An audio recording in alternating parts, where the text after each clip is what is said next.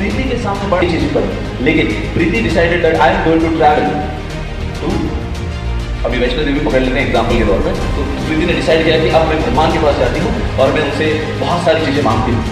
तो प्रीति travel, train में गई, ट्रेन में भी पैसे नहीं है, तो जब पैसे नहीं है तो कैसे वैसे उसने किसी से पूछ लिया, क्या भाई साहब आपके पास मेरे टिकट निकालने के पैसे हैं क्या? तो भाई साहब ने मना कर दिया कि भाई नहीं, मेरे पास कोई पैसे नहीं है। दूसरे ने पूछ लिया, भाई मेरे पास कुछ, आप मेरी हेल्प करोगे?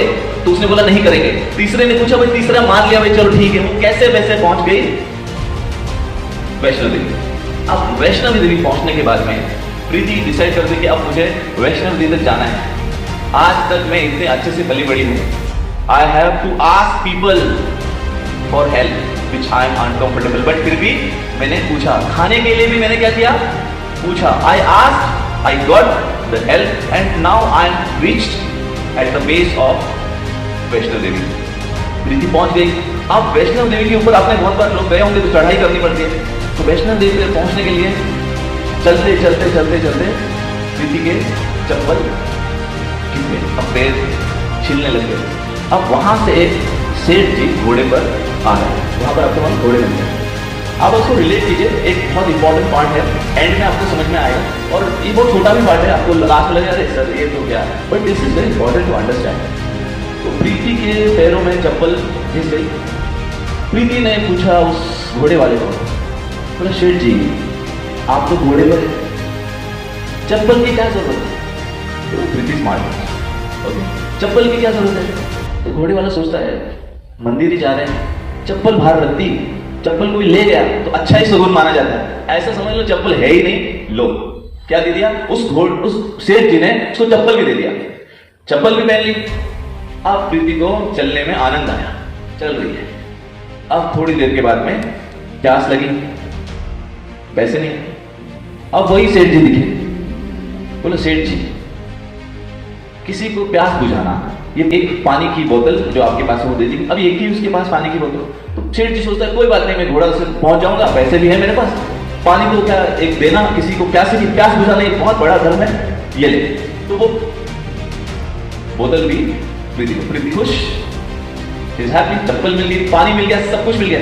नेक्स्ट थोड़ी सी दूर तक, बहुत दूर का रास्ता है, आप अगर वैष्णो देवी जाएंगे तो आप एंजॉय करेंगे और ये स्टोरी भी याद आएगी। तो जब आप ऊपर चल रहे हैं तो उस वक्त उसे भूख लग जाती है। प्रीति तो अच्छे घर की है तो उसको इतना खाना अभी तक तो एडजस्ट करके हो रहा था सब, अब उसे भूख लग गई। अब वही सेठ जी उसको दिख गए। अब उनको सेठ जी के पास गई प्रीति एंड शी सेड, सर सेठ जी किसी को खाना खिलाना ये बहुत बड़ा धर्म होता है और भूखे को खाना खिलाना बहुत ज्यादा धर्म होता है। आप तो माता जी के दर्शन के लिए जा रहे हैं, शायद आपको और ज्यादा कुछ मिल जाए, आप क्या मुझे आपकी पोटली जो खाने की है वो मुझे दे सकते हैं? अब शेठ जी जो है ना, लाल तो होते हैं शेठ जी और लाल होते हैं, करूं क्या, लेकिन माता के दर्शन को जाना है, भूख भी लगी है, एडजस्ट कर लेते हैं, किसी भूखे को देना है। तो कैसे वैसे मन मार के वो पोटली उसको दे दिया, पोटली भी ले ली।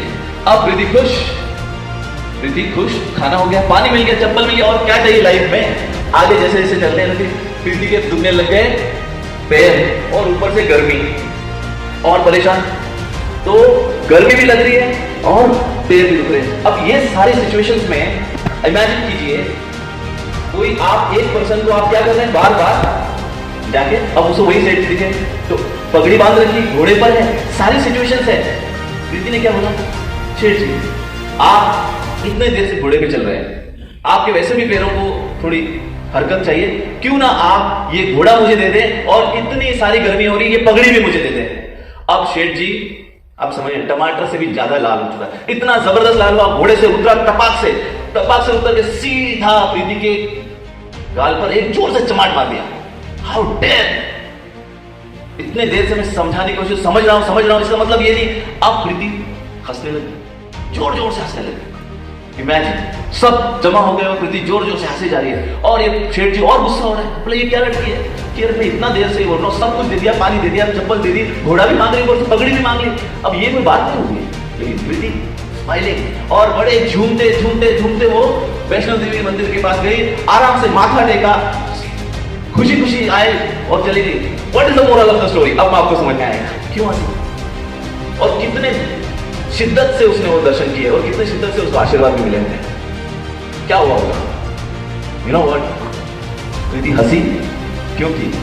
क्योंकि उसको उसका आंसर मिल गया। इसके बाद कुछ मिलने वाला नहीं है। मेरे लाइफ में यहां का ये खत्म हो गया, इसके बाद मुझे कुछ नहीं मिलने वाला। I am blank, I am totally awake, मुझे कुछ नहीं चाहिए। मेरे दिल दिमाग में जब वो दर्शन कर रही थी तो वो एक्चुअली भगवान से वो सारी चीजें, वो जिसको वो इच्छा करती है वो मांग रही थी। उसके दिमाग में अगर एक भी चीज रहती कि पानी दे दिया, खाना मांग लेती, ऊपर में जाए काश में खाना मांग लेती, काश में पानी मांग लेती, काश में वो चप्पल दिया उसने, उसके बाद में मैं उसको उनका पगड़ी मांग लेती, घोड़ा मांग लेती, दे देते। यही मन में रखते वो भगवान के मंदिर में जाती और हाथ जोड़ के भी बोलती, काश भगवान मेरे उस टाइम दिमाग में आता, वो मैं मांग लेती, शायद मुझे मिल जाता। आप यहाँ आराम से आती। इमेजिन लाइफ में आप अगर काश रखोगे। Preeti was one of the smartest girl, she has open up her all thoughts. कभी कोई क्लास में उसके बाद में प्रीति ने कोई दिमाग में क्वेश्चन रखा नहीं। वट एवर लास्ट में क्या फांसी लगाते थे कि आपको कितना होगा, कितने तरह से। तो उसके लाइफ में जब उसने काश ये हटा दिया, she is one of the brilliant girl और वो इंडिया के one of the toppest area में सबको एक प्रश्न पूछने के लिए भी बैठ सकती है। काश, काश ये वर्ड उसके लाइफ में से निकल गया। आप भी इमेजिन करो, काश मैं कभी दौड़ लेता तो आज मेरे फिटनेस लेवल अच्छा होता। काश मैं मेरे टीचर को पूछ लेता, आज ये एग्जाम में ये जो प्रॉब्लम आ रहा है ना, ये नहीं आता। काश मैं सर ने हाथ खड़ा करने के लिए बोला होता, उस वक्त में ये क्वेश्चन पूछ लेता, तब मैं ये आज डिफिकल्टीज नहीं होता। काश मैं इस फ्रेंड से फ्रेंडशिप कर लेता जो कि बहुत इंटेलिजेंट है, पीयर टू पीयर लर्निंग हो सकता है और मैं जा सकता हूं, और मैं नहीं किया। काश मेरे जो समीर सर है और आज आए हुए सर है और कोटा से आए, मेरे दिल और दिमाग में एक प्रश्न है, राइट, वो इधर से कभी नहीं आएंगे, वो मैंने पूछ लिया, मेरा दिमाग क्या हुआ, हल्का हो गया। You can believe this? One of the biggest gap in our education, we don't ask. You know that? But the moment you will ask, no one can deny you. अगर सामने वाले को प्रश्न का उत्तर आता भी नहीं होगा तो आपको इतनी तो तसल्ली होगा कि I need to search somewhere else. यही today's generation of technology.